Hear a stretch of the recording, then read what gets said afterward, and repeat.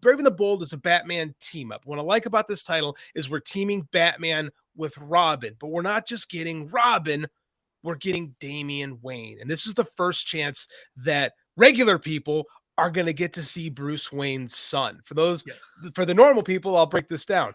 Batman and Talia al Ghul had a child, depending on which story you read. It was either in A Night of Passion or it was a science experiment gone well. Thank you. Gone well, done by Ra's al Ghul to create the perfect heir. And that is Damian. Damian was trained by the League of Shadows, the League of Assassins, to be the perfect killer.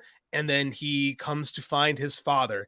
And he is everything Batman is not. He's basically, imagine if Bruce Wayne, after the death of his parents, was raised by Ra's al Ghul.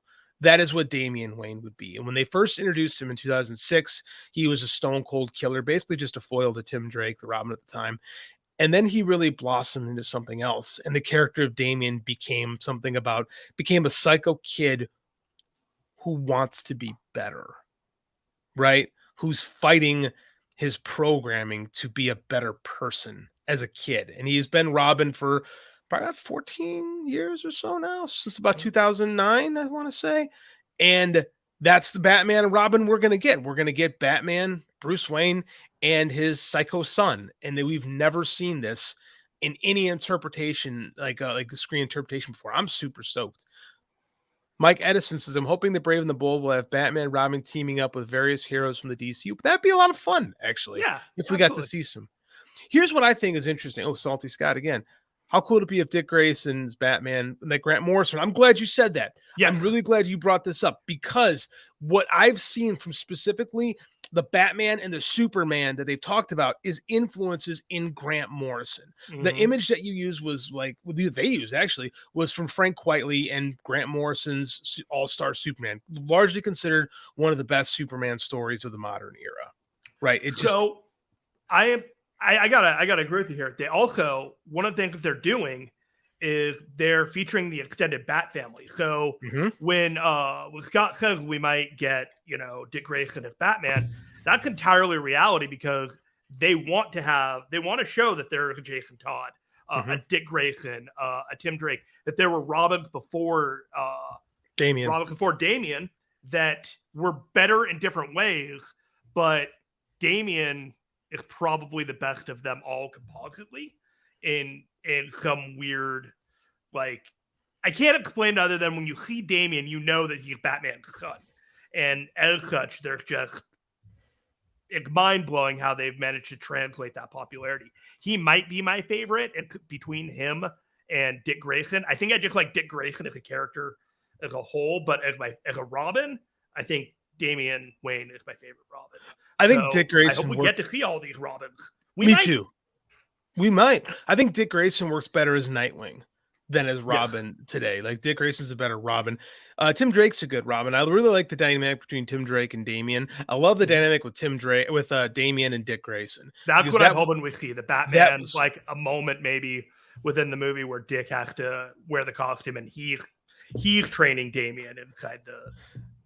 What I liked is they said they were taking Grant Morrison's run, because Grant Morrison's run on Batman, which goes from about late 2006 to about 2011, was one of my favorite runs in comics. Like Batman R.I.P. and everything into it was just this great interpretation of Batman. You got away from the Bat God character a little bit, and we started just telling really good Batman stories that were kind of different. He helped create a different rogues gallery for him. He helped, kind of refine the character sounds cheesy, but kind of in the 21st century. So I like that he made Batman cool again. He really did.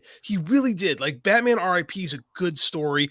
Adding Damian was cool. Batman Incorporated with all the Batman of many nations is really cool, because like Batman established that there's a Batman everywhere, and they're different, but they're all inspired by Batman. So we got to make clear to people that when Grant Morrison writes a story, this guy is insane. And the fact that they are doing these stories based on what he does, it means that they're swinging hard on these movies. One of the things that happens in the Morrison run is Batman dies. He literally dies, and he is sent and his body gets sent through time, and he goes inward towards his timeline as Batman, as he's slowly remembering, but he's traveling through time. He's fighting cavemen. He's in like Puritan, like Northeastern America before it's America. It's all these different things that are happening. He's a And noir then detective. And then when he gets there, he's strapped with like a time bomb as he's going through time that's going to destroy his entire existence. And you're just like, what is happening here? And then you watch it, and then they have the resolution, and you're totally fine with it.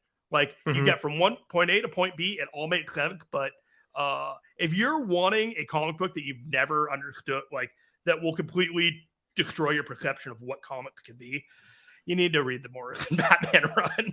I mean, Grant Morrison is a person who, I don't want to say claims they've met aliens, but may have actually met aliens. Like they exist on a different level. Like this is the person who created Animal Man, who had a fight with God, and God was Grant Morrison. He was the writer. Yeah. Like he does this weird metaphysical stuff, and then he can do this like stripped down, simple version of Superman. Right? They have this amazing ability to be wild and bombastic and then bring it back down to the core elements of what it is. And this is what I like for this. If they keep saying we're doing what Grant Morrison is our influence, that is exactly what the DC universe should be. It should be the gods and the people and how they can interact together. And I like that they're calling this whole thing gods and monsters.